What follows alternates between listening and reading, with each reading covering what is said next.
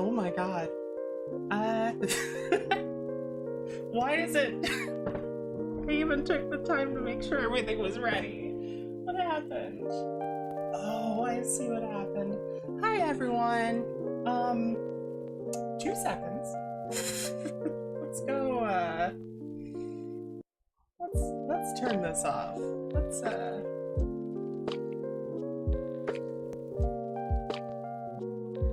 you don't need to see that. It's fine. Hi guys.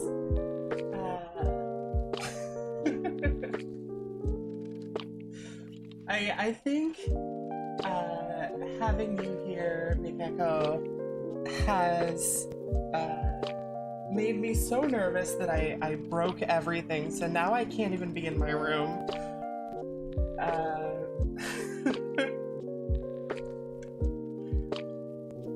That's fine. That's fine. We don't need to worry about it. Wait, can I? Hold, please. Oh, it's not working. Oh wait, almost.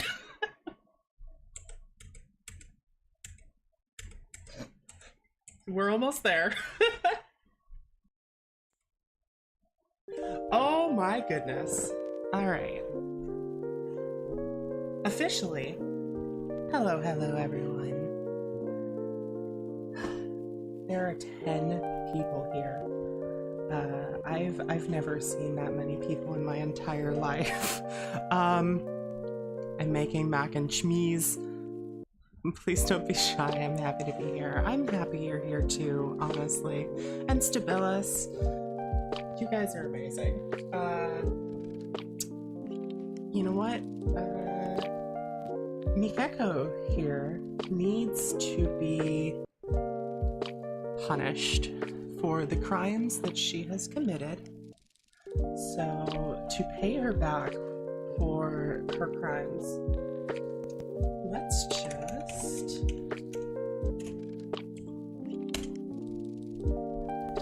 I'm gonna do the same thing that she did.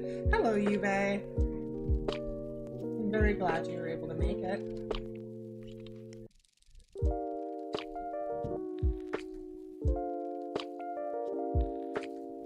Oh, I don't know. I'm learning that I don't know how Twitch works.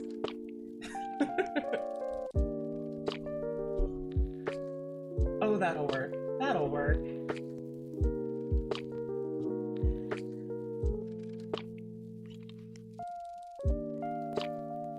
So how are you guys today? Me? I'm horrifically nervous. I don't know why so many people showed up for this.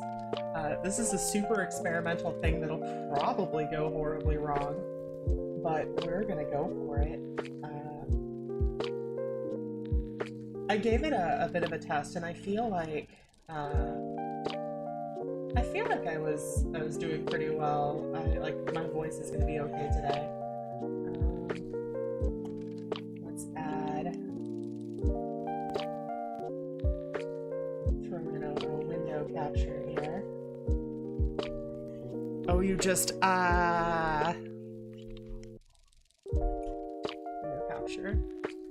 Yeah. Yeah, that's the one.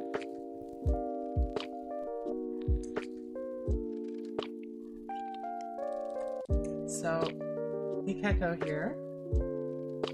Absolutely wonderful person.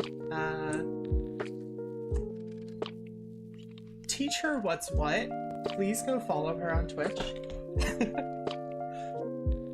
Oh, and you joined the Discord. I'm so glad to see you. This will go wrong, but not because of you, because of chat. I'm okay blaming you guys. I'm alright with that. So I'm going to turn this down a bit. Oh god. That was playing in the background.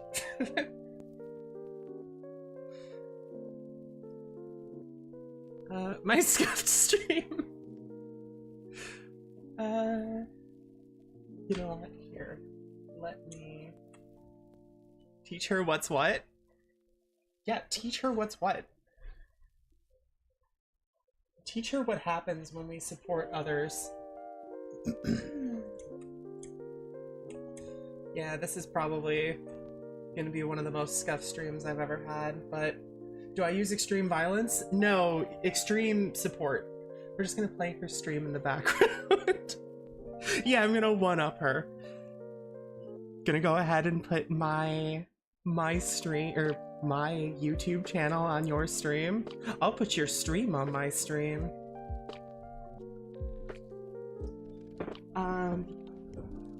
So I have not yet picked out which story, because Firebirds is an anthology of fantasy and science fiction.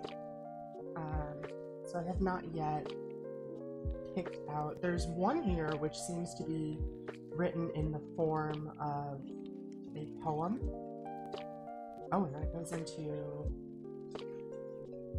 I did share a link to purchase this book for yourself, because of what I have read, it is wonderful. There are so many just beautifully written short stories.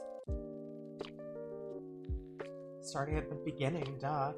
How do you start at the beginning of an anthology? I mean, I kind of just need to roll the dice and see what happens. But I did find, well, we can start with the Black Fox. So before we start, I want everyone to get comfortable. Make sure you have water. Make sure, you know, you're seated comfortably. This is supposed to be cozy, so if it's nighttime for you, I guess you can treat it like a bedtime story. And I hope that I do well for you. Timeline-wise, no idea.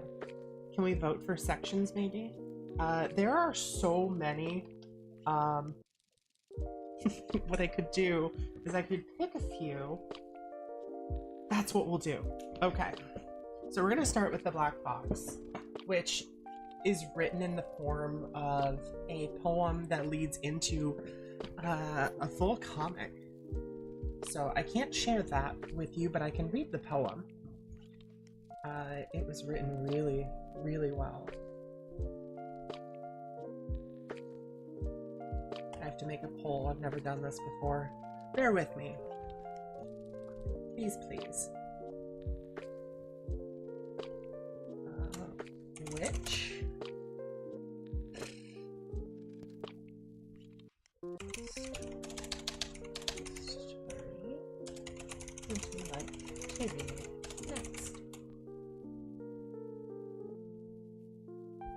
Okay, so... Oh, that's a good sounding one.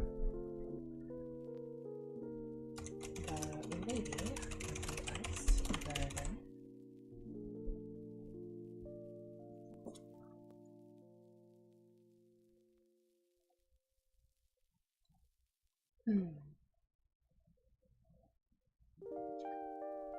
Oh, I think that's the one that I read before.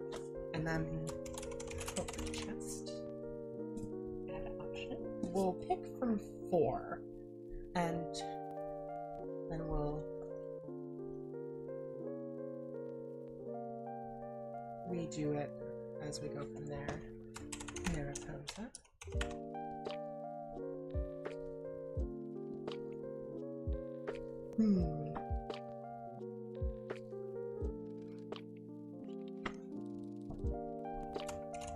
Remember me. I can't spell. Welcome to reading. How do you read? I'm dyslexic. Don't ask me. I couldn't help you. I couldn't help you if I wanted to. Remember. Do you guys ever have certain words that you just struggle with? There are some words that I feel like I should know how to spell by default, but then I go to type it out and I just sit there and stare at it. Okay, how does this work? Okay, all right. There is a pull up now. Oh, had to make sure to have plenty of water today.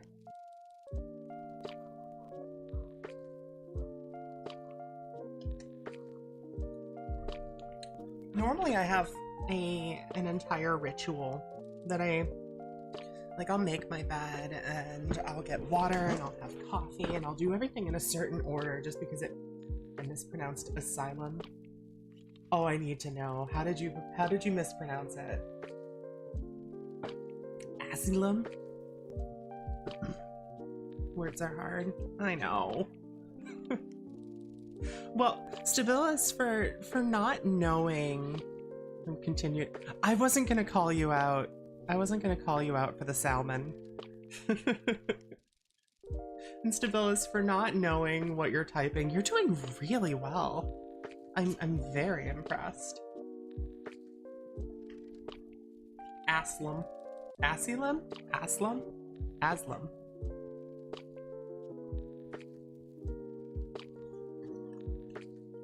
As this is a new format for me, I don't know how to transition into doing this. I originally wanted to have a living room setting, but I didn't have the time to set it up. A salmon? Salmon is just salmonella is just right. You know, that's that's a really good point.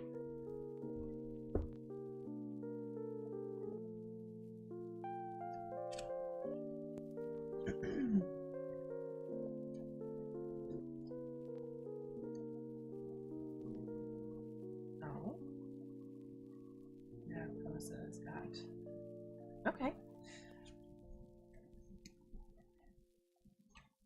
This is a perfect start, so as long as everyone's ready. I think I'm ready. I kind of wish that I had, like, a fireplace. My old apartment used to have one. I miss it. Not that it worked for most of the time that I was there, but it worked under my salmonella.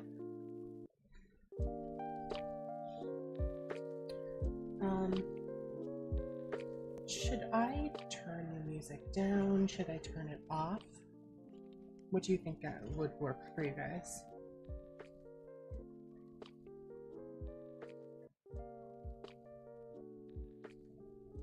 There are 11 viewers here. Hi everyone. Thank you so much for showing up.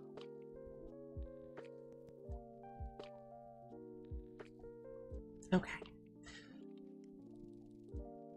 So the first is the poem The Black Fox by Graham Pratt.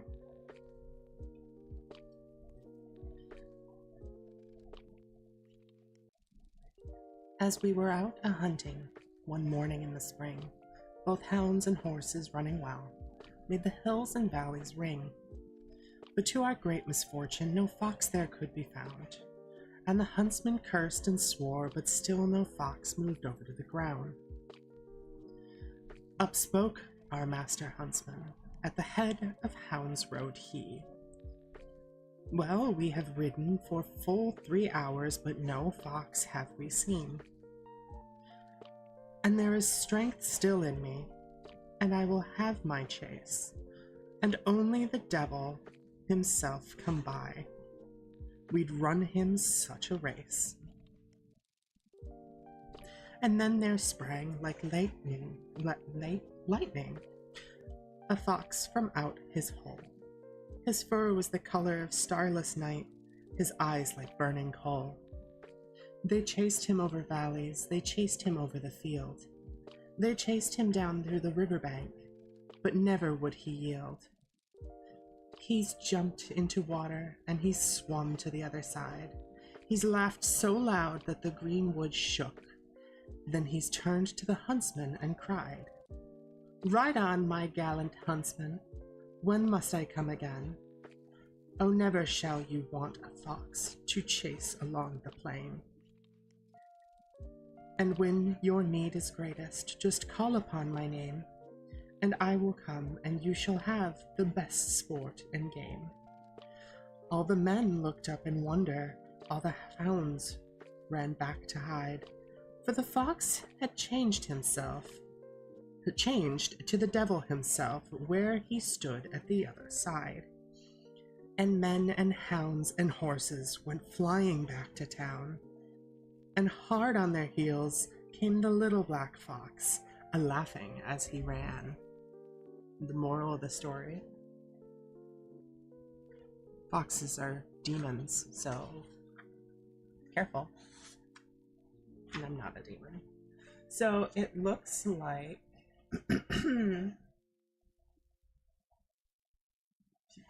what? Your voice is Peeposhi? ASMR voice? I mean, if that's really how you'd like me to read, I suppose I could do that. I can just get really close and read that way.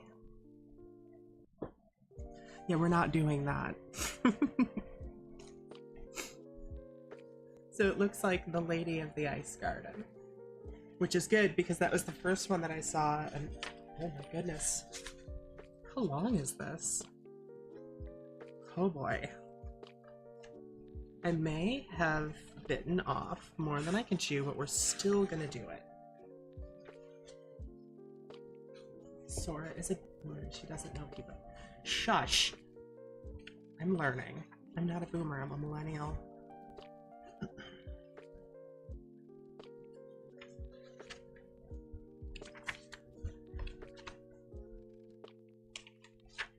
Oh my goodness. What do we have? From 200 to 227. Okay.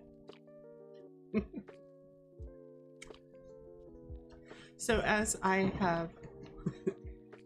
Thank you very much.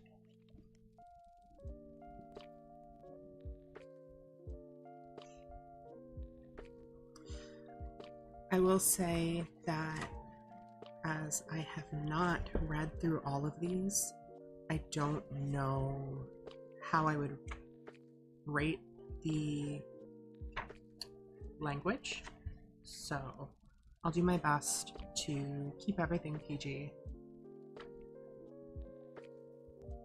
So The Lady of the Ice Garden by Kara Dalkey. Long ago, before and before, there once stood two houses side by side in Hyein-kyo. Hey, I'll skip that because I don't want to mispronounce something important. There were no more than shacks in one of the poorer quarters of the city. In each house lived a mother and her only child. Both women were of once noble families that had fallen into political disfavor and thereby into poverty. Such was the way of those times after the conflict. Okay, yeah, these are Japanese names. Heiji in the era of Jisho. One woman had a daughter whom we will call Girida. The other woman had a son who we will call Keiken. Both children grew up together as if they were brother and sister, though they were not. You don't have to finish the entire book in one night. This is just one story, my guy. But yes, I do have a bookmark ready, so if we have to, we will. The two houses shared between them a garden, small but lovingly tended, in which both children played. In the spring there were plum blossoms and fukujuso, peach blossoms and azalea. In the summer, the little pond in the center of the garden would hold two sacred white lotus blossoms over which the boy and girl would recite the Lotus Sutra. In the autumn, there would be bluebells and cattails and crickets to catch. But the glory of the little garden was in the winter, when snow mercifully covered the ground, covered the patched roofs of the houses, and bare boughs of the trees made every little hillock glitter, as if bedecked with silver. Girita and Kaiken would chase each other, throwing snowballs and building snow dragons, laughing as if such days would never end. But end they must. In the winter of the year when Girita turned 12 and Kaiken turned 13, it happened.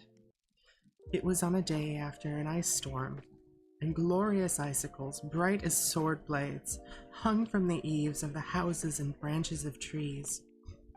The boy and the girl were chasing one another through the garden when Kaiken tripped on a patch of ice and slid into the wall of his house. With a great crack, icicles fell from the eaves.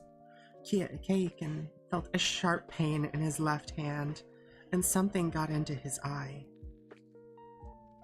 "Hey," he cried out as he stood up. Girita ran over. "Kaiken, are you hurt?" Kaiken blinked and rubbed his eye. The pain swiftly vanished, though his eye still felt cold. Girita peered closely at his face. "Did you get something in your eye? I see nothing there." "It was merely a shard of ice, I think. It is melted now." "Cake in your hand!" Water. Hydration is important.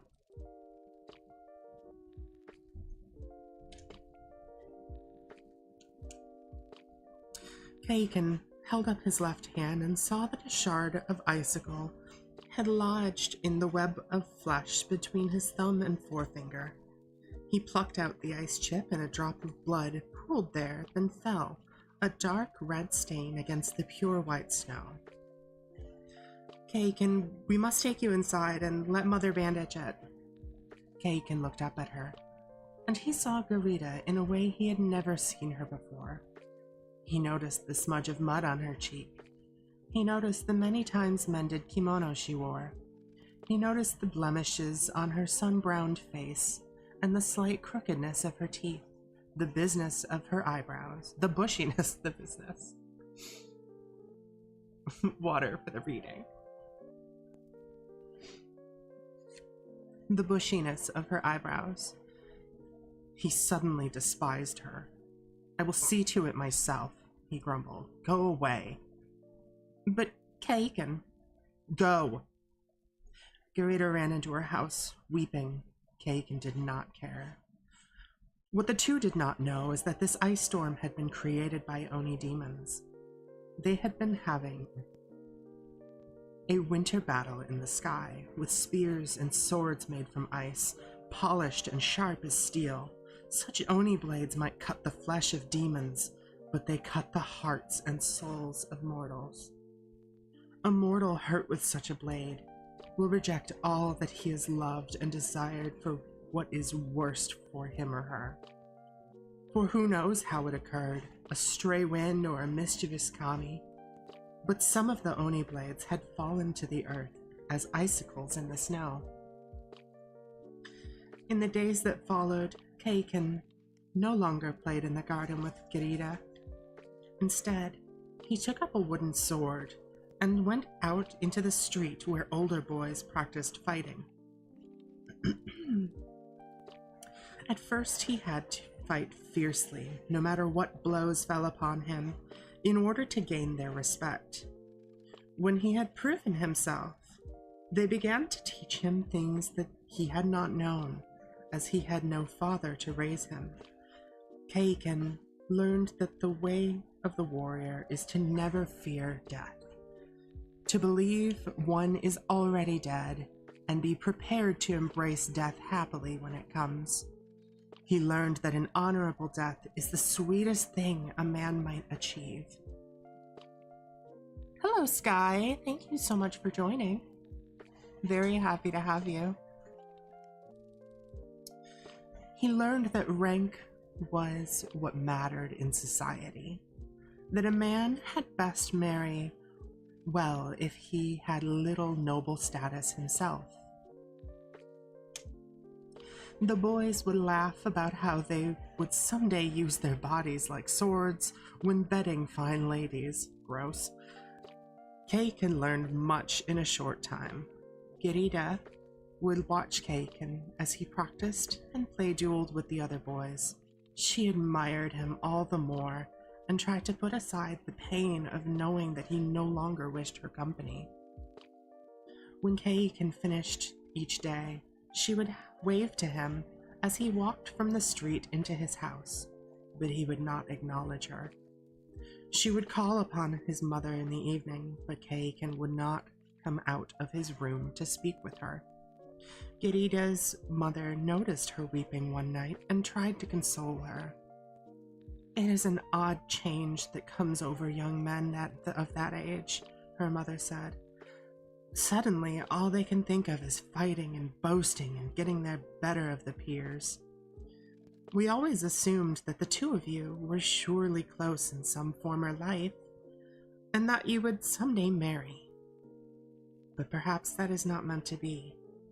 A woman's life is harder than a man's, and she must bear terrible burdens. Be brave and await what happens."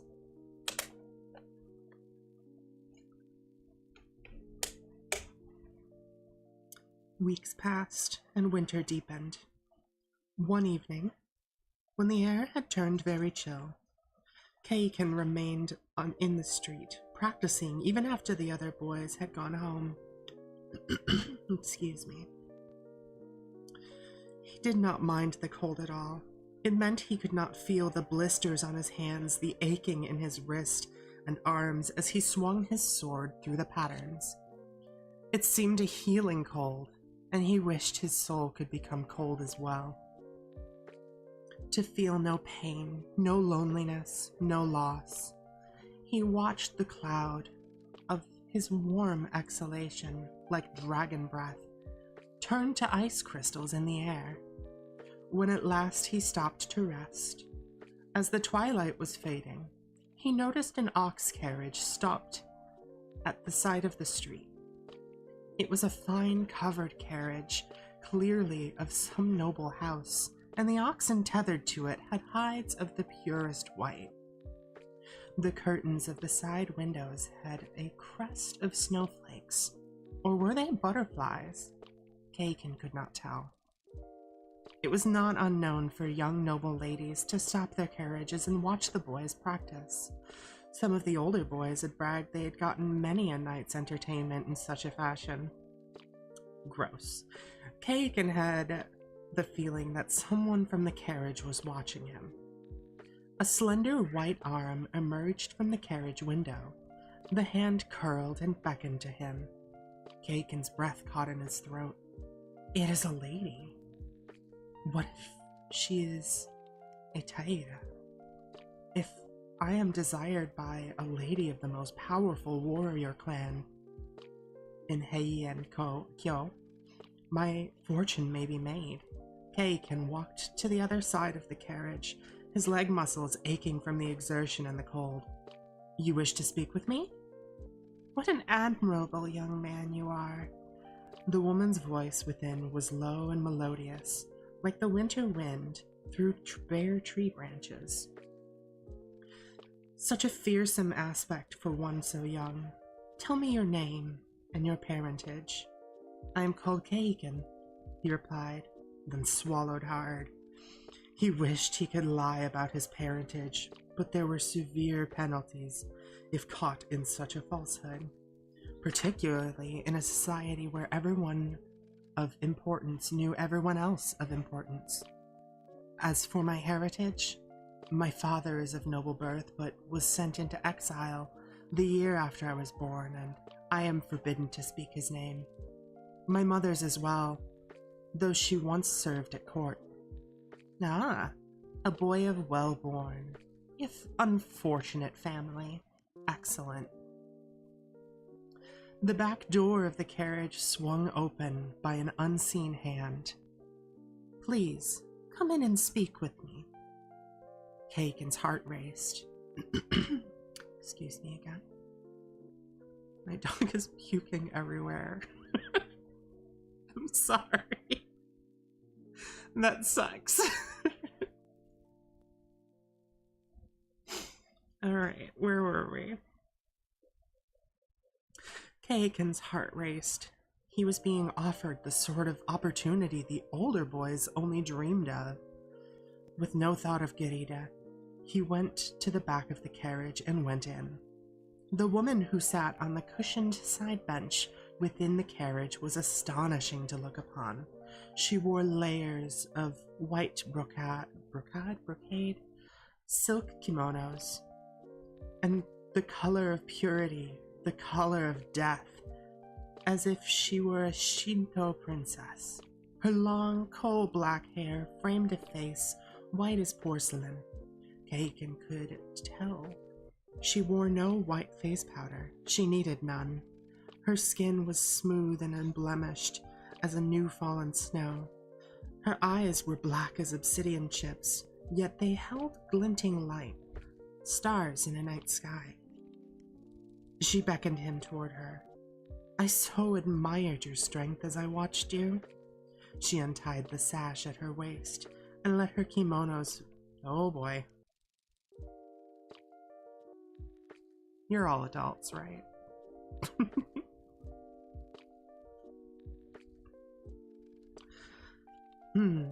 Where was I?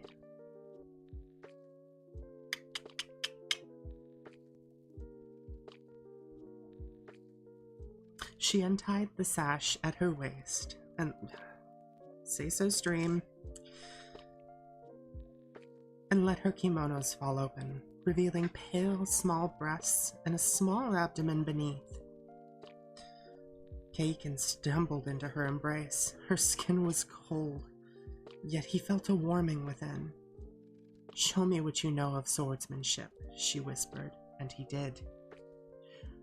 Girida worried as Kaiken did not return that night. Or the next. 7 days went by, and then another 7. I am a child in an adult's body.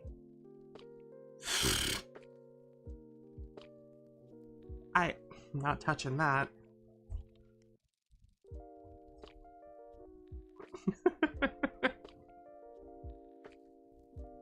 Sora just reading one of her dirty books on stream. I told you I didn't pre-read this. I didn't know what I was getting into. I'm innocent.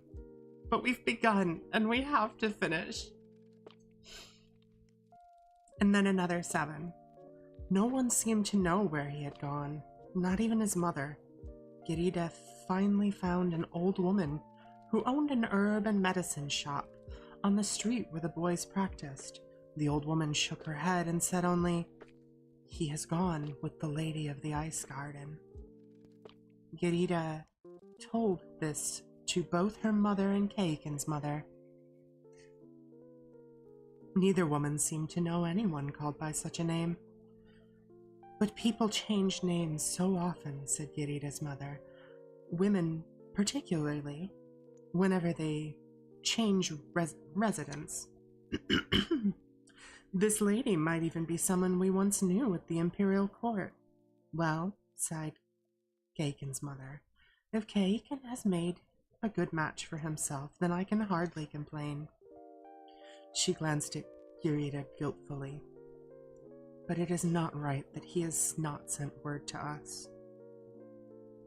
Perhaps the little coward does not dare, grumbled Girida's mother. To Girida she said, "We have a distant relative whom I heard married recently.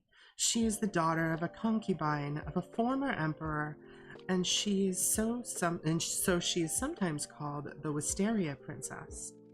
Perhaps it is she who took Kaiken away, or she might know who did. Do you want to go ask her?" Girida nodded. In for a penny, in for a pound. Truth. Girida's mother brought... Remember how I mentioned dyslexia?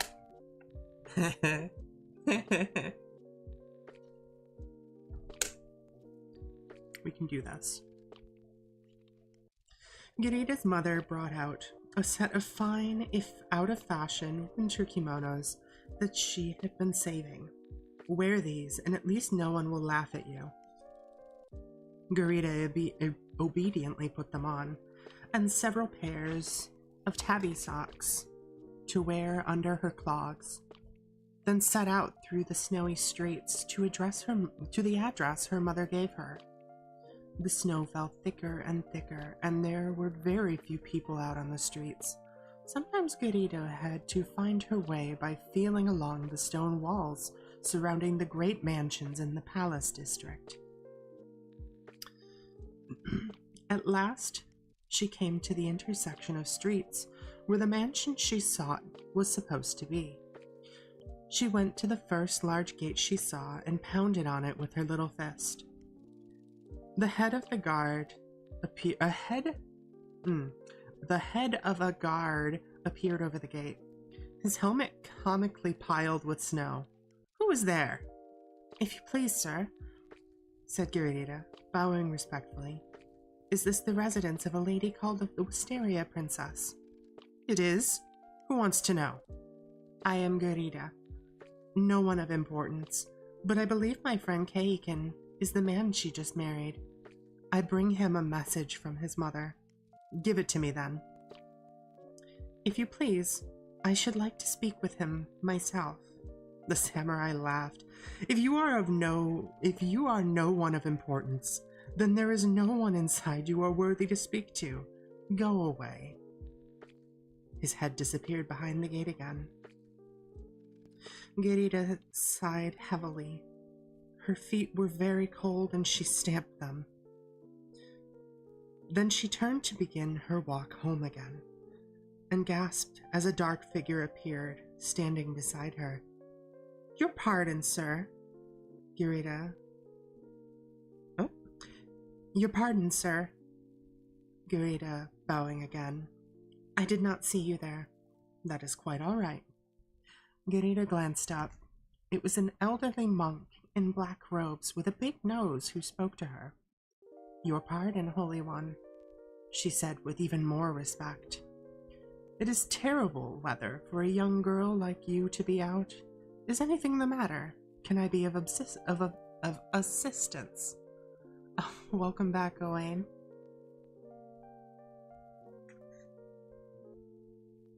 "Is it night for you?"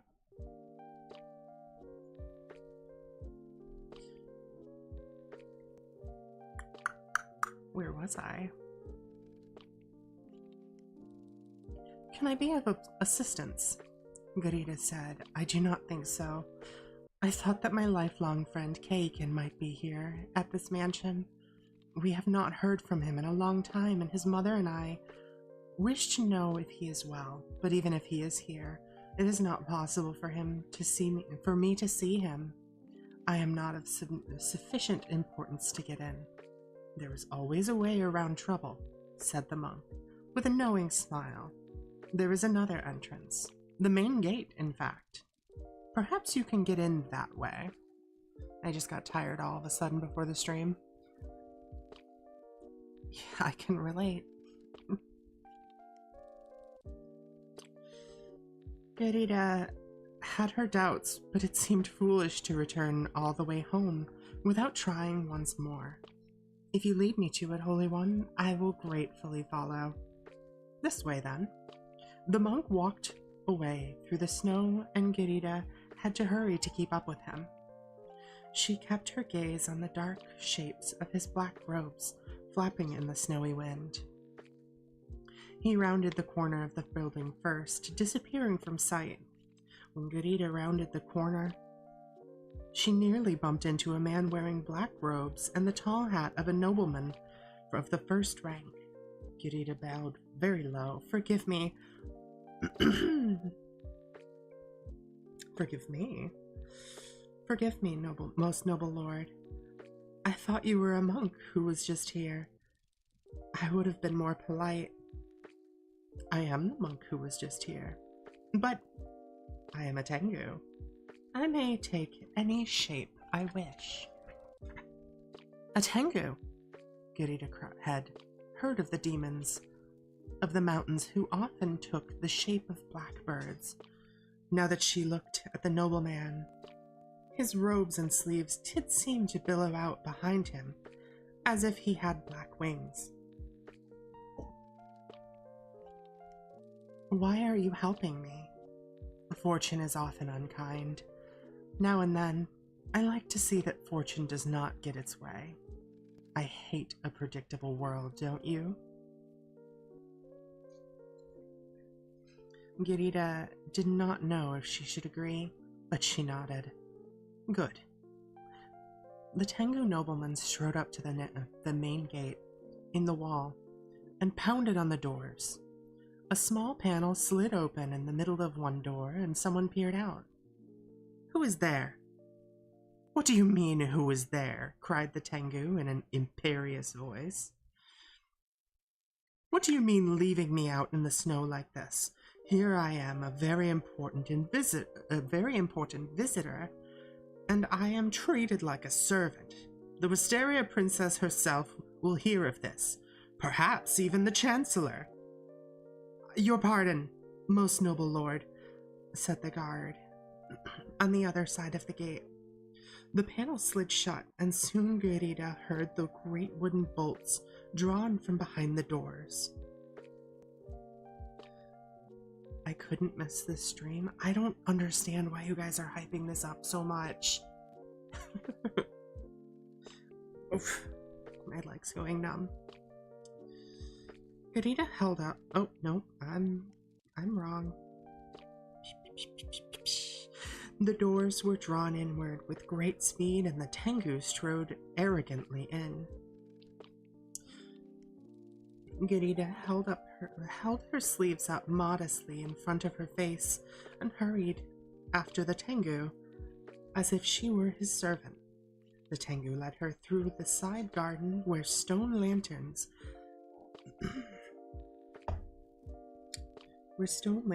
poked out from beneath the mounds of snow. It did not look particularly like an ice garden to Girita, but who could say why people gave themselves the names that they did?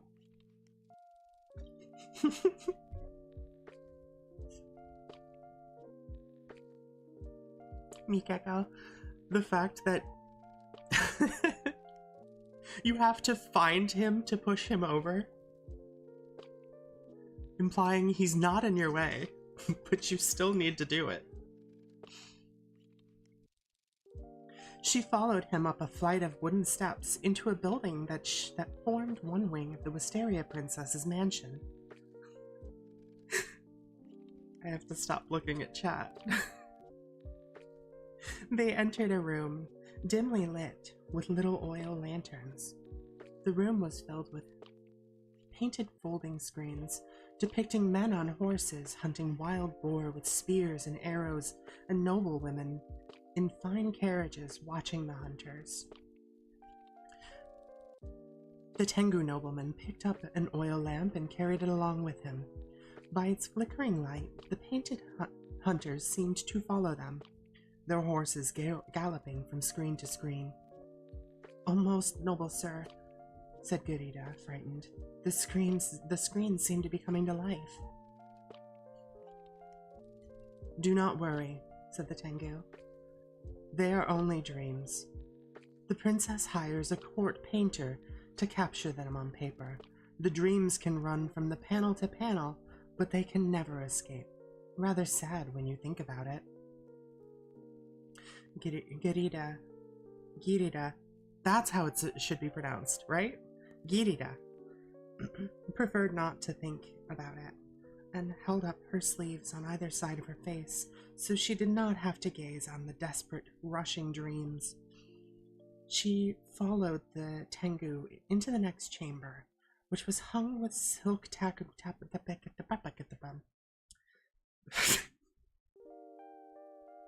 not dying juice, coffee, which I have none of. It's a lie. I'm drinking water.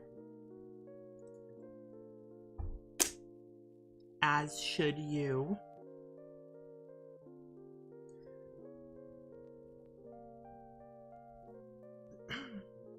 Girita preferred to not think about it and held up her sleeves on either side of her face so she did not have to gaze upon the desperate, rushing dreams. She followed the Tangu into the next chamber, which was hung with silk tapestries of the colors of cherry blossom. Each banner was embroidered with wisteria blooms in purple, blue, and white.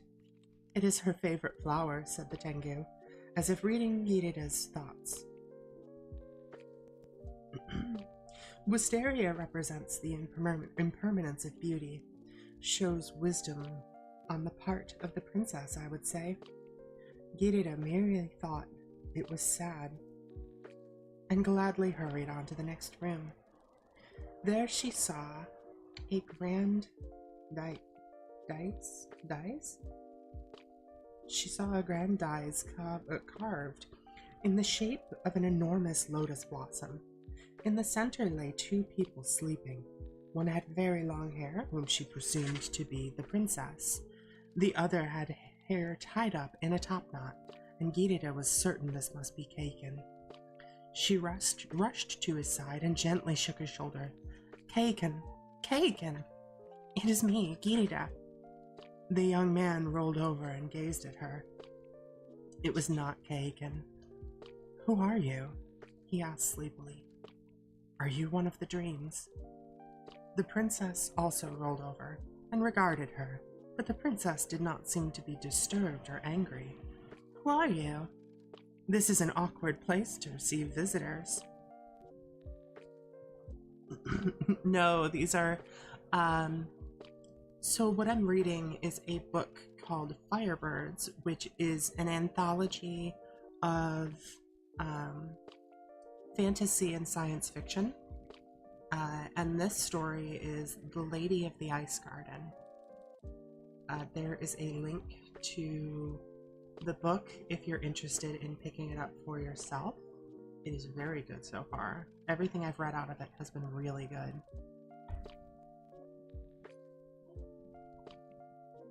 Gita blushed with deep embarrassment and bowed low. "I beg your pardon, noble ones. I am called Gita, and I am a distant relative of yours. I have come looking for my dear friend Kaiken, who has disappeared. He has sent no message to his mother to tell her where he has gone. I have only heard that he is with the Lady of the Ice Garden. I came hoping he was here, or that you might know what this means."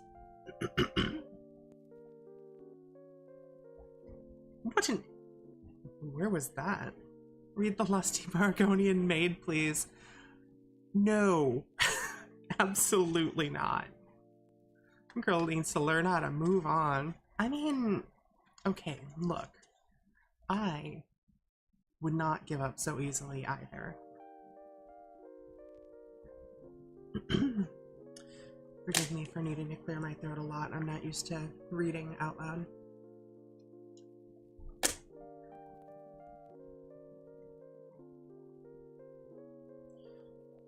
"What an ill-mannered wretch," said the prince, who was not Kaiken. "That he should not tell his mother where he is gone." "I do not know of such a lady," said the princess, brushing her long hair back from her face. "But if there is such a one, she must live in the mountains to the north. Only there can an ice garden last for any length of time." Thank you, Stabilis. I hope you sleep really well. And good luck with work. Good night.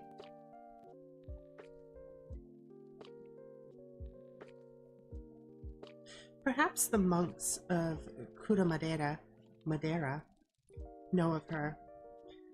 As you are a cousin who has fallen on bad fortune, it would be heartless of me to not help you. Let me lend you to my palanquin.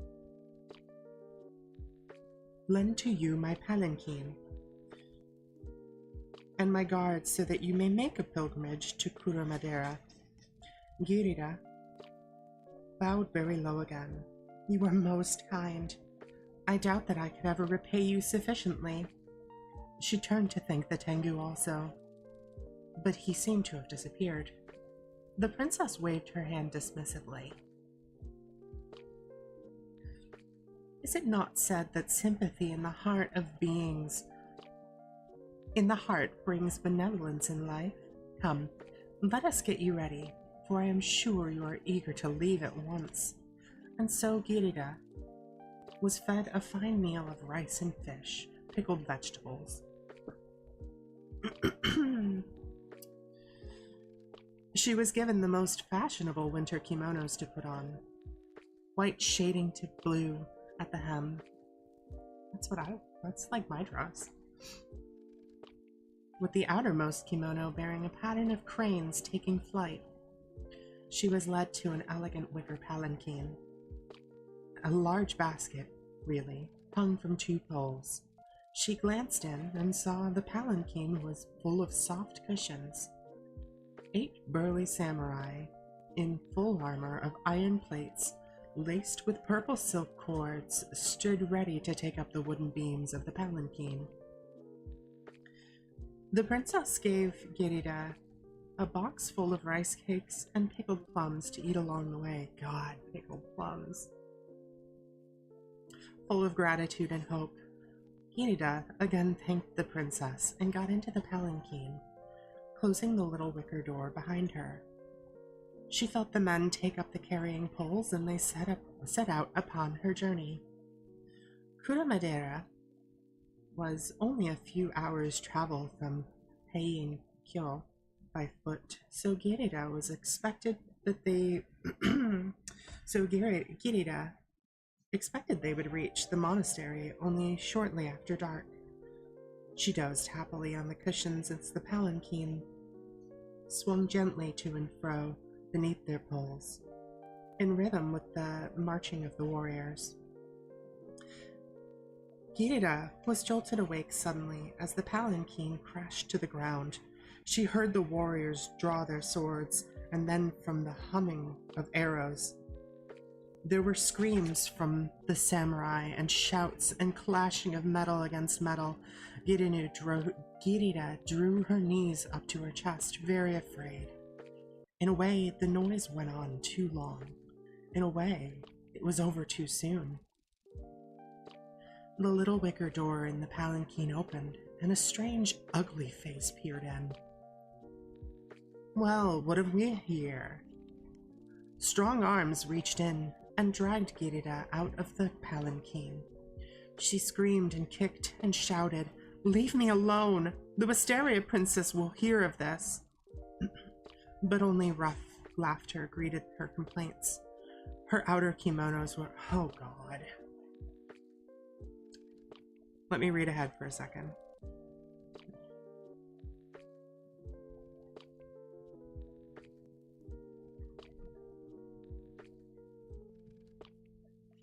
Okay, I think we're good.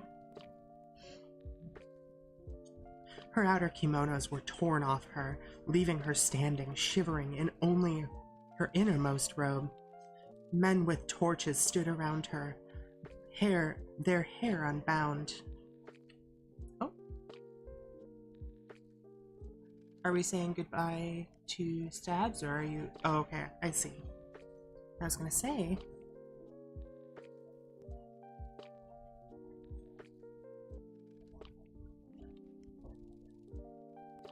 Men with torches stood around her, their hair unbound, their garments dirty and frayed. Robbers, clearly. These were known to haunt the forests of Heian-kyo, sometimes even venturing into the capital itself. This was why the princess would sent warriors to carry the palanquin, but now the samurai lay dead at Girida's feet. One of the robbers, an old woman with her gray hair done up in a warrior's topknot, walked up to Girida and looked over her sourly. What a useless bit of fluff this is, the woman robber growled. She brings no horses or oxen to eat. Looks like we'll have to eat her instead. She drew a knife out from her obi and pointed at Girida's neck. Still making mac and cheese. God, it feels like I've been reading forever. Oh, I guess it has been an hour. But suddenly, something like a monkey jumped on the old woman's neck, grabbing her arm. No, let me keep her. I've always wanted a sister, a playmate. Don't kill her. It leaned forward and they bit the old woman's ears. The old woman cried, "Ow! Ow! Oh, very well, you wicked child. Why is it I can refuse you nothing? Go on, then. We'll find something else to eat." The creature scrambled off the old woman's back and ran up to stand nearly nose to nose with Girida. It was a girl, about Girida's height and age, but her skin was sun-browned, and when she smiled, Girida could see she was missing teeth. "Hello, hello," cried the robber girl. "I am Arai, and you are mine now."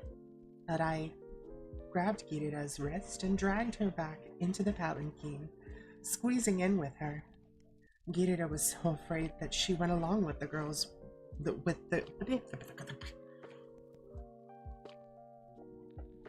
I was struggling for a solid 10 minutes, trying to change the battery of a fire alarm, only to realize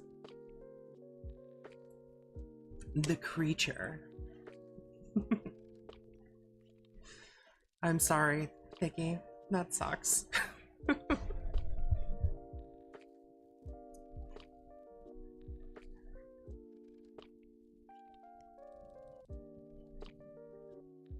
Inside the palanquin, she huddled in one corner and silently watched. The robber girl, Arai, rolled about on the cushions and beat her fists on the side of the palanquin. "Carry us! Carry us!" she commanded the robbers outside. To Girida's surprise, the palanquin was hoisted into the air, and again she was on her way to somewhere.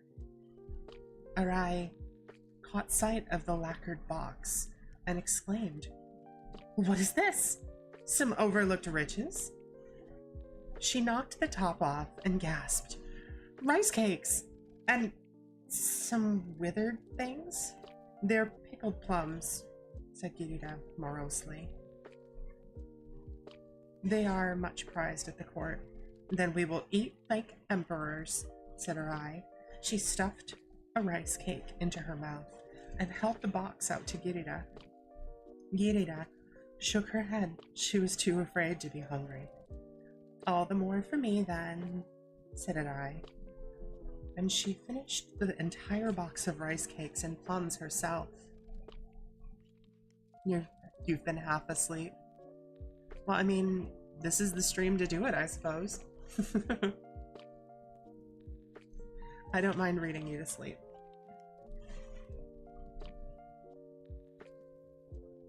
Girida was astonished that the robber girl was so rude as to not share any with her mother or the other robbers. But Girida did not wish to anger her after all. After all, Arai had saved her life, so she said nothing. At last, the palanquin was again set down. Eating hibachi? Oh. You guys are terrible. I don't think I've eaten today. I think I got distracted. Whoops. I'll eat after this. Maybe, if I can find something. At last, the palanquin was again set down, and the girls were ordered out. Arai went first and pulled Girida out after her by the sleeve. As Girida emerged from the wicker basket, she had to rub her eyes to believe what she saw. At first, it looked like a giant bush with fires burning within it. Girida blinked and saw it was a very high wall made of sticks and leaves and thorns. During the day, it would surely look like just another part of the forest. "Come on," cried Arai. She pulled Girida by the arm toward the stick wall.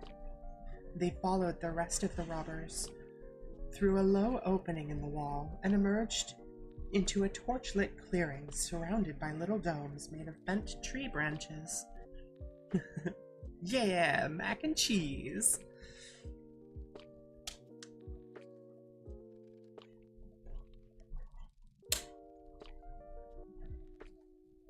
I'm eating Doritos.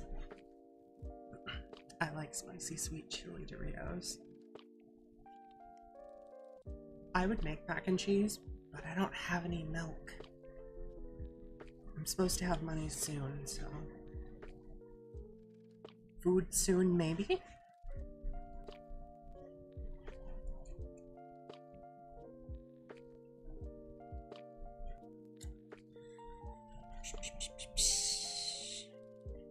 Arai pulled Girira into a little opening in the twig wall. Nope, too far ahead. Robbers were sitting around the clearing, haggling over the clothing and weapons that they had stolen off the bodies of the samurai who had accompanied Girira. Arai pulled Girira into a little opening in the twig wall, and Girira found herself in what seemed like an animal's den. The floor was lined with fox and bear skins. Awful. Bones and tiny skulls hung from overhead on silken threads. By the far wall, to Girira's surprise, stood a small red deer tethered by a leather collar to a stake in the floor. The deer stared at them and whickered, but did not move. "This is my place," said Arai. With a wave of her hand, she set the bones overhead to clacking like wind chimes. "I am the princess of bandits." She went over to the little deer and put her arm around its neck. The deer tried to sidle away, but it was trapped between Arai and the wall. "This is Benny." "Benny. I caught him in the woods, and now he is mine." She drew a knife from her belt and caressed the deer's neck with the blade. "Okay, Psycho."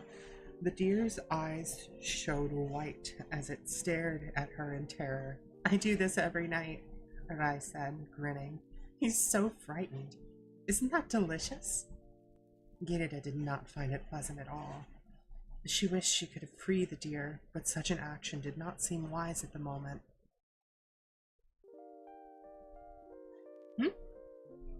I don't like mac and cheese.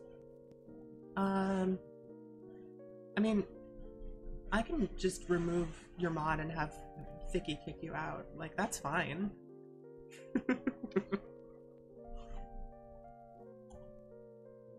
Benny. B-E-N-I. Benny. Little psycho.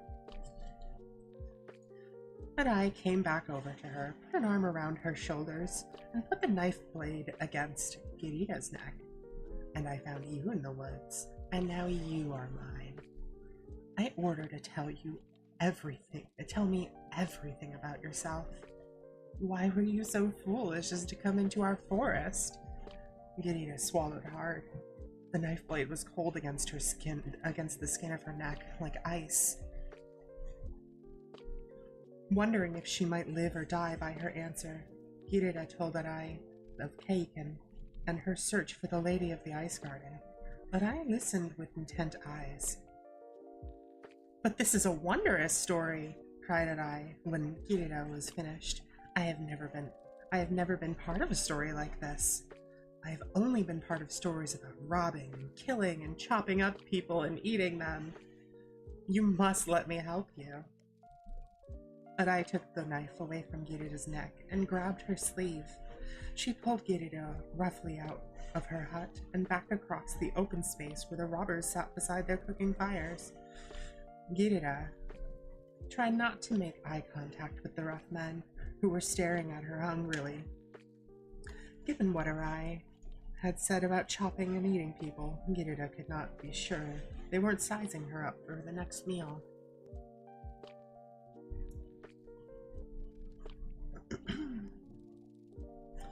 Arai led her to a tiny round hut made of pine branches.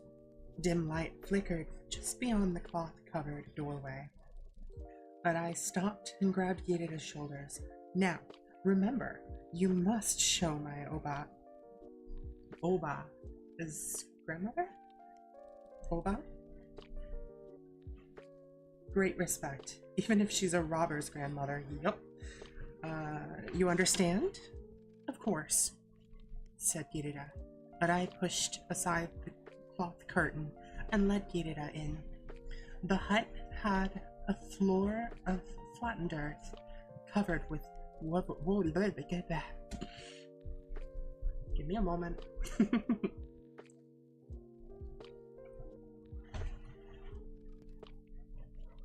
Oh, casual reminder. Go follow Mieko. Friggin' Mikeko. She's lovely and very entertaining and very kind.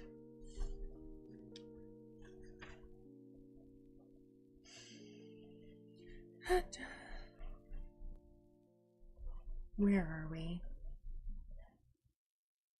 On a little wood platform. On tattered silk cushions knelt an old woman, her eyes half shut in blindness. Her face was as browned and wrinkled as pickled plums, and her hands were so bony they were almost claws.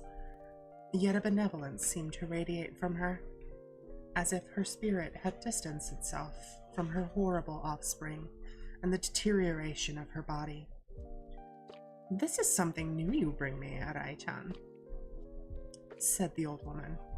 "It smells like a young garden under winter snow." "Oba-san," said Arai, "this is Girida, who is from Heian-kyo and is my age. She came into our forest looking for her lost love, Keiken, who has gone with the Lady of the Ice Garden. It's such a wonderful story. I have decided we must help her." "I am most honored to meet you," said Girida. Oh, I thought it was the grandma. Whoops.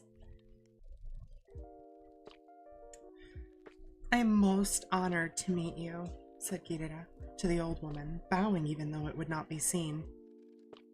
"Bring her closer," said the old woman. Arai pushed Girida so that she fell to her knees in front of the old woman. The old woman lightly touched Girida's face and her hair. At first, Girida dreaded the touch of those hands, but they were so warm and gentle that soon she didn't mind at all. "You are on a most dangerous journey," said the old woman. "Even if you reach your goal." Go! For everyone who streams.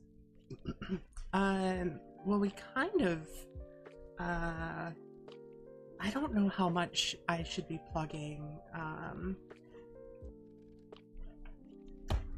the Astrum Guild. So, I'll get back to you on that. The Minecraft server.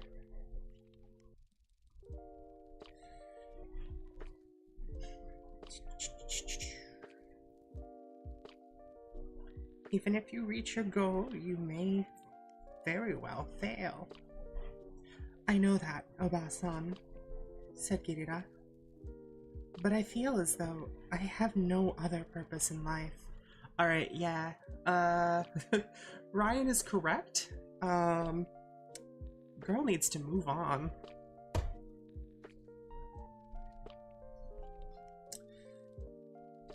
"Then I suppose you must continue, even though what you feel is not so," said the old woman. "How can we help her?" asked Arai. "You cannot," said the old woman, a little sharply. "But your pet, whom you keep tied up in your hidey hole, can." "What, Benny? For what can my deer do for her?" "He's not a real deer. If he had been, you'd never have caught him. He's a kitten, who was weakened by transforming himself into a deer. Because you placed a leather collar on him, he cannot return to the heavenly realm from which he came. He has been too long now in contact with sin and impurity living among us. Perhaps, if he does a kindness for this girl, he may earn his return to the higher paths." "But then I must lose my Benny?" asked Arai. "You are coming to an age," said the old woman, with a wry smile, when I am sure you will soon have many more males to torment. Go and fetch him. Arai bowed awkwardly. As you wish, Obasan. I was becoming bored with him anyway. She departed, and for long awkward moments, Irina knelt with the old woman in silence.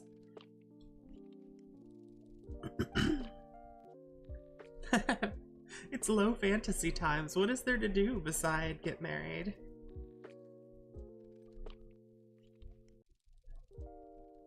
American mac and cheese versus South American for reference.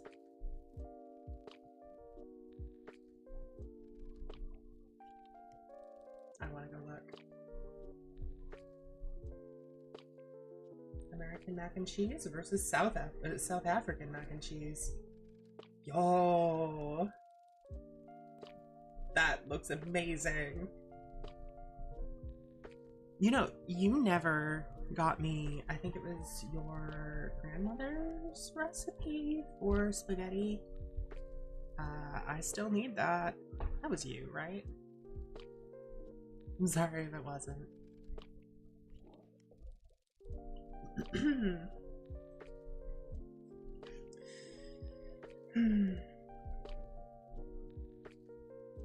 Finally, the old woman said, "Much as it displeases me to say so, you would do well to think more like Arai, child. To devote your thoughts to so much to only one thing can only lead to sorrow." "Nonetheless," said Girira, "it is so." The old woman sighed. "It is never thus. I allowed my heart to be stolen by a robber king, and see what has happened to me." Arai returned, leading Beni in by the collar. "Here he is. The ungrateful wretch tried to bite me." "Do not punish him, child. Take off his collar." Reluctantly, Arai slipped the collar off of the red deer's neck. At once, the deer began to change. Its head became more like a dog's or a lion's, with long fangs and a wispy beard and mane. Tiny horns sprouted from its forehead. Its tail became more like a donkey's, and small flames flickered around its leg joints and shoulders.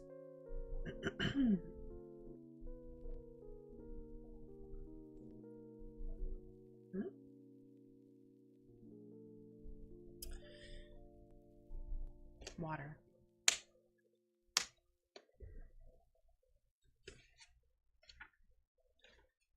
Just checking how far we are. Oh my god. I love Volpix. Thank you. Thank you for joining. We're really glad to have you here. You've missed most of the story, but is VF still here? VF's good at summarizing stuff.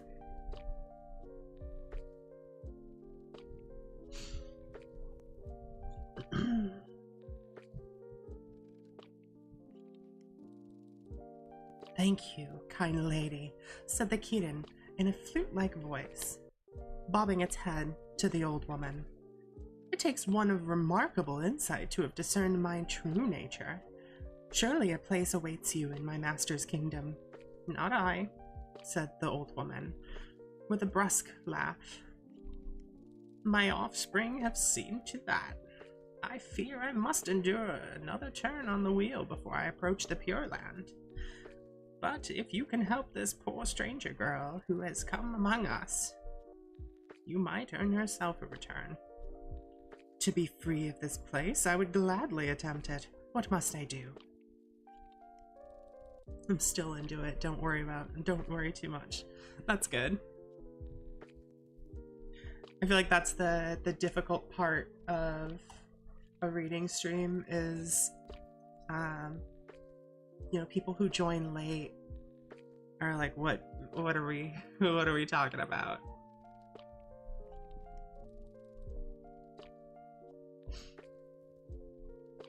"Carry her to the northernmost tip of Honshu. There is an Ainu wise woman there, whom I met. Ainu whom I met when on a pilgrimage long ago. The wise woman should be able to help this girl and find what she needs." "Then it is done," said the Kirin. So they went outside. The Kirin and Arai and Girida. Arai helped Girida get on the Kirin's back, and Arai was pouting as if she might cry. "Take good care of her, Benny. She's as close to a sister as I've ever had." "Mend your ways," said the Kirin to Arai. "May your heart find a more pure path." "Don't lecture me," cried the princess of the bandits. Oof. Sadly can't stick around too long, but I wanted to drop my support for a little bit. Thank you. It's very sweet of you. I'll have to stop into one of yours as well. I don't think I've ever had the chance. "Don't lecture me," cried the princess of bandits, brandishing her knife, "or I will summon my cousins to make a meal of you." "I am gone," said the Kirin, and he leaped into the air. Girida clung tightly to his mane as the Kirin cantered over the clouds. The night sky was ablaze with stars, and the bridge arched across the heavens. They flew so fast that the wind pulled and tore at her hair and underrobe. She should have been cold, but the flames on the Kirin's legs warmed her without burning her. Along the way, Girida talked about Kaiken, shouting above the wind into the Kirin's ears. Before long, the Kirin alighted on a rocky shore that was lightly dusted with snow. Where the shore met and the nearby hills was a single stone hut with smoke drifting out of a hole in the center of its thatched roof. "Here we are," said the Kirin. "Kindly dismount." Girida slid off his back, and together they walked towards the hut. Girida had heard little of the barbarians of the north, the Ainu. She did not know what to expect. She was almost more afraid of meeting this wise woman than she had been of the princess of bandits. I don't know about that. The Kirin knocked at the wooden front door with his forehoof, and presently it was opened by a short, round woman. She wore a very short cotton kimono, and her bare arms and legs were pale and hairy. "Oh, it's you," she said to the Kirin. "I expected you long ago." "I was held captive for a time," said the Kirin. "Now I bring this girl in hopes that I may be redeemed." The wise woman shrugged and stepped away from the door. The Kirin entered, as if he had been invited, and Girida followed. A great fire filled the stone circle in the center of the hut. Whole fish were roasting. Oh my goodness. It's getting warm in here.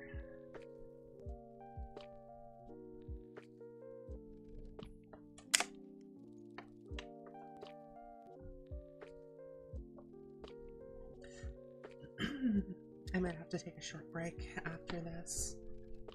Well, I might end it after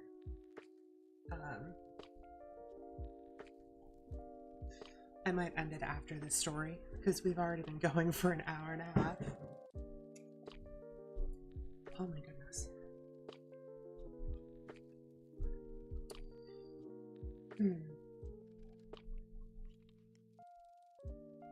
Whole fish were roasting on an iron spit slung across the hearth. The hut was very warm, and Girida was suddenly glad she was wearing no more than her one layer of kimono. "This girl," the Kirin continued, as if he'd been asked, "needs to find the Lady of the Ice Garden, who has stolen her dear companion." The wise woman made a pitying noise as she picked at her teeth with a fishbone. "Poor girl, no man can be stolen by the Lady of the Ice Garden unless he is more than half willing to be taken." She looked at Girida. "If you go there, you will see things that will be saddening, shocking, and painful to you. Will you still make this journey? Gita hesitated only a moment. Yes, I must. My mind has been filled only with cake, and since he left. Must be a small mind indeed to be filled, so easily filled, grumbled the wise woman. Very well, then. She picked up a dried fish and began to carve a map into it. Fish map. Fish map.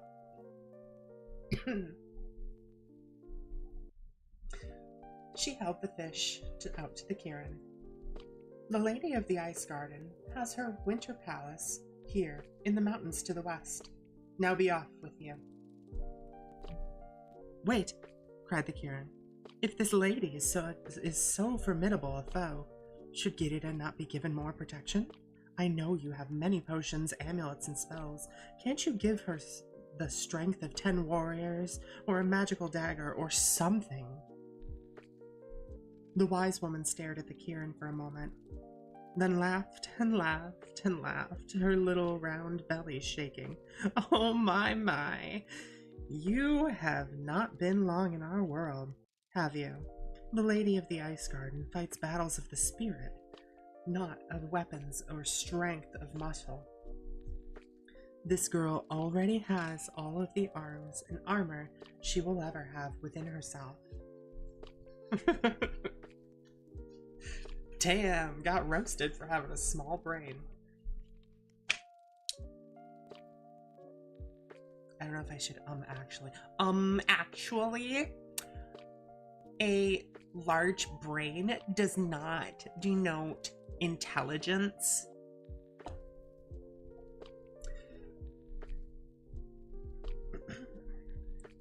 Whether it will be enough, I cannot say. Oh, wait, there is one thing I can give her. The wise woman bustled over to a wooden chest from which she pulled a robe made from a bear skin. She waddled over to Girida and said, "Wear this." Girida shied away. It is an unclean thing. She glanced uncertainly at the Kirin. The wise woman sighed. If you wear it, you will have many more years in which to chant prayers to your blessed Amida for forgiveness. If you freeze to death, you will not. It is a sin, said the Kirin gently to Girida. You had better do as she suggests. So Girida put on the bear fur robe. They all went outside, and the wise woman hefted Girida onto the Kirin's back. Good fortune to you, child, said the wise woman, and you to the Kirin. Come back to me as soon as you have dropped her off, and I will help you find your way home. Then I am gone, said the Kirin, joyfully, and he leapt into the air again. Nope, that's not how punctuation works. And he leapt into the air. Again, Girida had to hold on with all of her strength as the Kirin dashed through the clouds, up into the peaks that formed the spine of Honshu.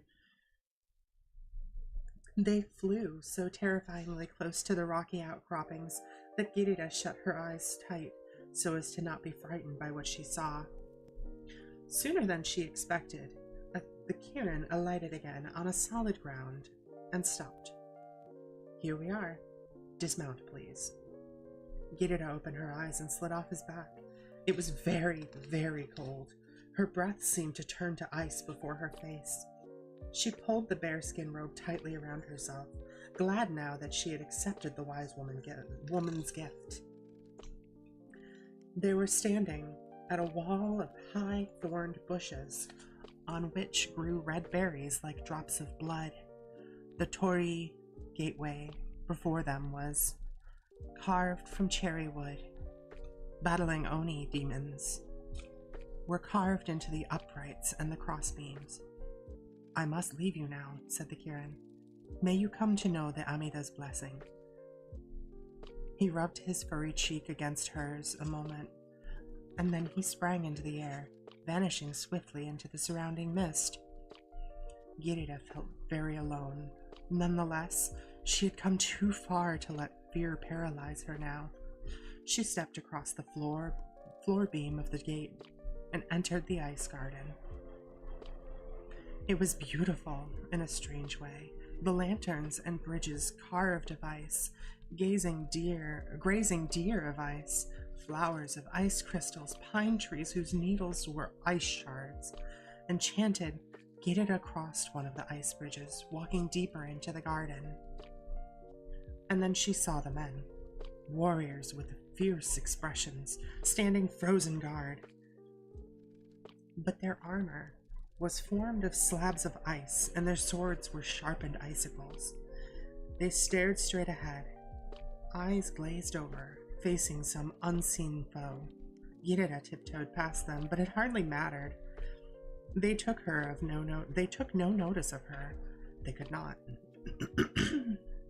Gitas walked up ice-carved steps into the palace itself. She entered a grand hall whose pillars were ice, whose floor was ice, whose low tables were ice. In the center of the room stood a young man whose skin was pale blue. "Kaken!" cried Gitas, and she rushed to him. This time it really was Kaken. She opened her arms to embrace him. "Stay back!" cried Kaken through jaws frozen shut. "Do not touch me!" Gitas staggered back, hurt as if a needle had been driven into her heart. "But Kaken, it is me, Gitas, your dear friend. Aren't you happy to see me? Why did you come here?" Kaken demanded. "Did I send for you? Did I give you any reason to believe I wanted you to follow me?" Gitas felt hot tears forming in her eyes. We were so worried for you. Your mother does not know where you are. I have thought of nothing but you since you left. Don't these things matter to you?" "Why should they matter?" growled Kaken. "Are such things a man's concern? I contemplate the vast emptiness. I celebrate death, the banishment of fear. I have put pity from my heart and now look forward to crushing enemies beneath my sandals until only I live to laugh at them. And you dare to come to me sniveling about my mother and your thoughts of me? Ha! I left because I saw what a weak, unworthy creature you are." The tears began to run down Gitas' cheeks, but they were now more tears of anger than of sorrow. She noted that all through his speech, Kaken had not moved. He was frozen in place, becoming like the guardsman standing out in the garden.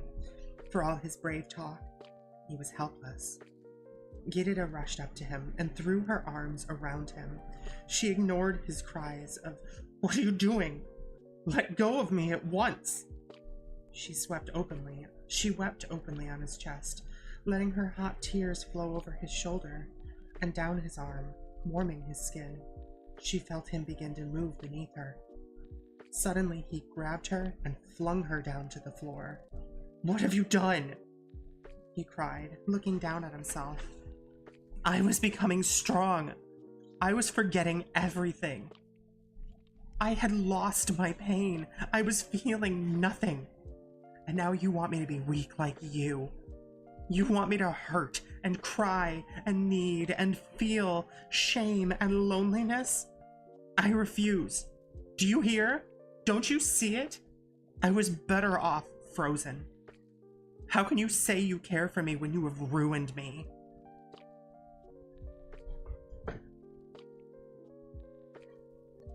If I'm waiting 20 minutes for fried, what I've been roped into, we're at a gas station for 20 minutes to get some fried chicken. Man, when I ate chicken, I've had some banger gas station fried chicken. There was a place called Crispy Crunchy with K's, of course. Very good stuff.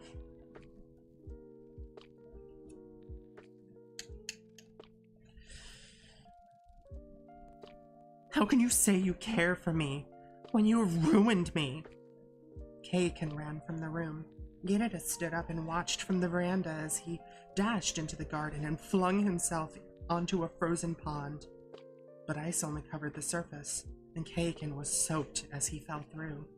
He managed to stagger out again, but the coldness of the air froze him swiftly until he became as stiff and unmoving as the other guards who stood sentinel against a foe that lay only within. Girida did not know what to do then. She began to murmur the Lotus Sutra for him, but was stopped when a hand fell upon her shoulder. Girida spun around. She saw a woman pale as snow, with long hair as black as night, eyes black as obsidian, dressed in kimonos of the palest blue. "Forgive me for being such a poor hostess," said the woman, "but I had been occupied elsewhere. You are Girida, are you not? Keiken spoke your name sometimes while sleeping. Please," begged Girida, "release him. Save him. I will give you anything." "That is not possible, child. He has always been free to go. It is his choice to remain. But I must thank you, for you have done me a service." "I have? I search for a companion of the greatest strength and wisdom. Yet you have shown me that Keiken was weak. He rejected knowledge of himself. He was unworthy of me, or of you." She took a stone from her sleeve and threw it at Keiken. He collapsed into a pile of ice shards on the snow. Girida gasped, putting her hand to her mouth. "No!" "They are so easily shattered," sighed the lady of the ice garden. "The willow may look down upon the grass that grows at its roots. Yet when the mighty storms blow, it is the willow that breaks, not the grass. Go home, Girida. There is nothing for you here. There never was." "Why do you do this?" "I am what I am. Men seek me out, and for some reason, in this time and in this place, many wish to come to me, believing that to know my embrace is the worthiest achievement.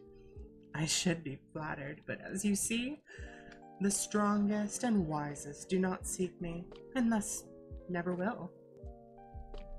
Therefore, I am doomed to be eternally disappointed.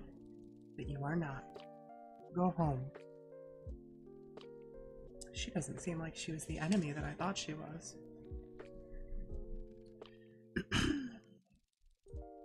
Mist gathered around Girida until her sight was obscured. When it lifted, she was standing outside her mother's hovel. The poor, shoddy place never looked so wonderful. Years passed, and Girida married a humble sandal maker.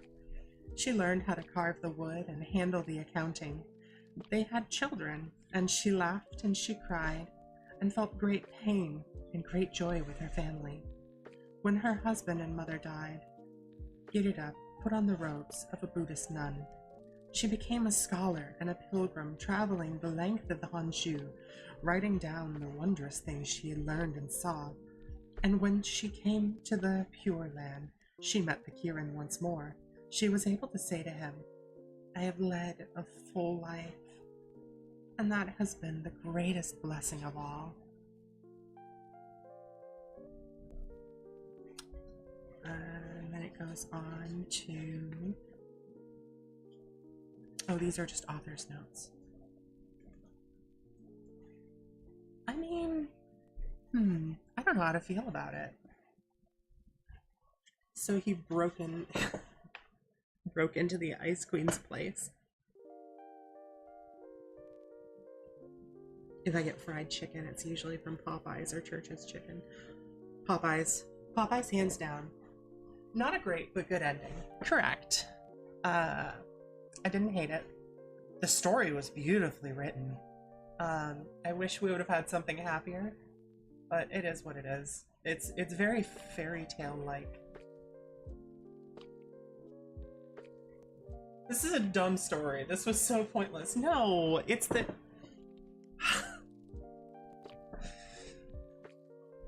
As they say, the journey, not the destination.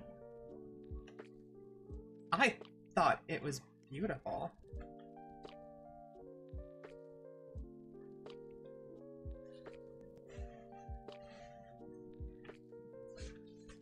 Though I do feel bad. Does everybody else feel the same way? Nikeko is not a Popeye's Chickens fans. That's alright. You're allowed to be wrong. It's okay. I mean, this is the downside of going into a story not knowing how it's gonna end. Unfortunately, you have to deal with the fact that sometimes the ending won't be what you want it to be. Though what would have been a better ending? Popeye's biscuit, no drink. Death. Immediate death. What would have been a better ending? Like, she gets him back? I feel like that would have been a much worse ending. I ran, I picked a flower, I ran, I tripped, I went home. No. It's more about making a point than being satisfying conclusion. The dork suffered the consequences of this action, and our protagonist learned a lesson, kinda. Exactly. Exactly. And again, it's the journey, not the destination.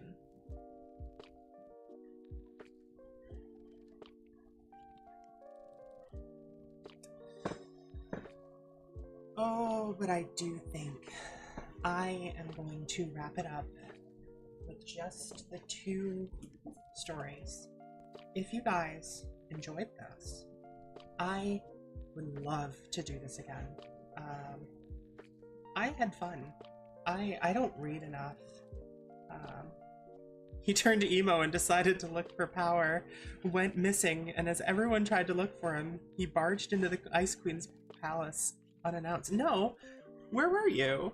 In the beginning, she basically captivated him. I mean, shame on you for... I mean, okay, people didn't live as long, so I'm not gonna berate her as much for taking this young boy as though he was going to be the man that she desired.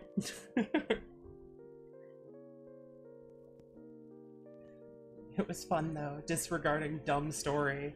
Alright, do you have something else you'd like me to read? Because if you do, I'll read it. Otherwise, I'll pick something else. And then we'll... I was setting up my computer at the beginning. Ah, no, she basically, he was out training sword fighting. The childhood friend never works out. Yeah. He was basically out sword fighting, or training in sword fighting, and she saw him from a carriage and basically they hooked up, and then he disappeared for weeks and weeks and said nothing. The climax was so instant. I guess.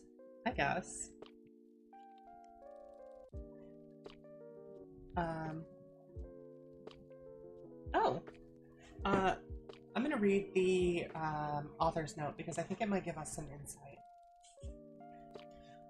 The Lady of the Ice Garden is my take of a famous story, The Snow Queen, by Hans Christian Andersen. I knew it. Analysts of Andersen's story have said that The Snow Queen is about the end of a childhood and the beginning of aloof adulthood. They say that Anderson was decrying how the wide-eyed and innocence and openness of children are lost as they embrace the alluring but cold-hearted attitudes of grown-ups. The spark for writing my own version of The Snow Queen occurred while I was teaching a course on writing fantasy at Western State College in Gunnison, Colorado.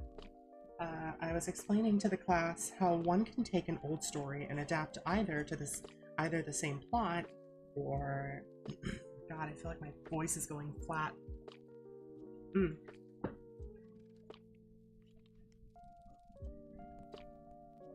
Where the destination is obliterated.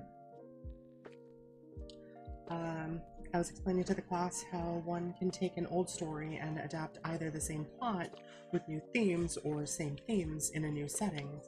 At that time, my most recent novel was Genpei, a historical fantasy set at the end of Heian, Japan, at a period when peaceful, artistic, and aristocratic culture was giving way to civil wars and samurai warrior culture of Kamakura period to follow. In my research into this period, I was struck by how boys as young as 12 or 14 were expected to accompany their fathers and uncles into battle, even to participate in killing themselves as their passage to manhood. What? What? The way of the samurai warrior is to embrace death, to consider oneself already dead, so that death will not be feared in life. And when it comes, it will be no surprise how strange it seemed that children of that time were expected to strive for such coldness of adulthood. The resonance with the themes of the Snow Queen suddenly seemed far more apt than even Anderson could have known. Others, notably Kelly Link in her story Travels with the Snow Queen, have dealt with feminist themes as they saw in Anderson's tale. After all, is about a boy who leaves and a girl who chases after him, asking why. Because of the late Heian transition from a feminine artistic culture to a masculine warrior culture, this reference to battle of the sexes also made its way into my vision. The best stories are those that can transcend time and culture, and those that have meaning and resonances in ages beyond when they are written, even if the new meanings found are far different from the original author intended. I hope that The Lady of the Ice Garden can be seen as tribute to the work of Hans Christian Andersen, one of the best storytellers of any age. Agreed.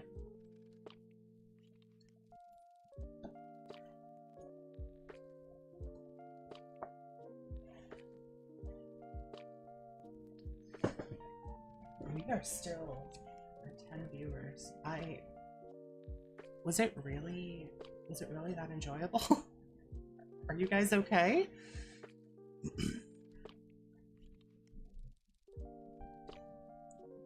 Alright.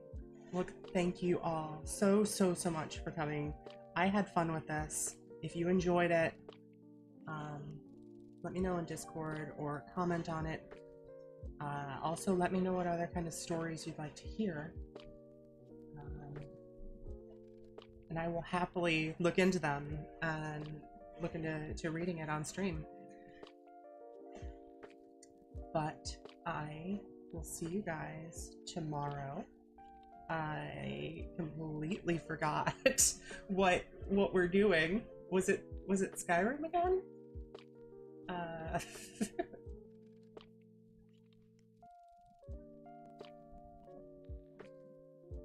I haven't read it. I was hoping you'd tell me. Oh, okay. Whoop. Hide that. Nope, not that. Hide that. Oh, whatever. You can see my YouTube Studio. What are we doing?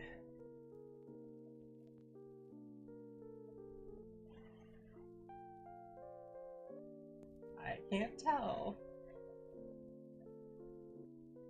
Skyrim. Yes, we're playing Skyrim again. Sorry, I'm really bad at this.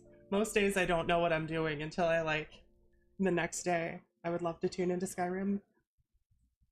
Are you streaming tomorrow? Please come. Let's just oh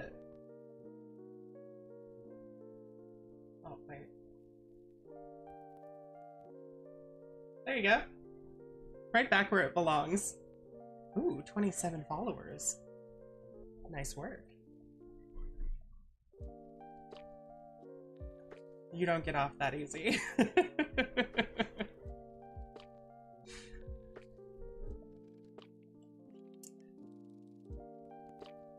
Nope, I have work.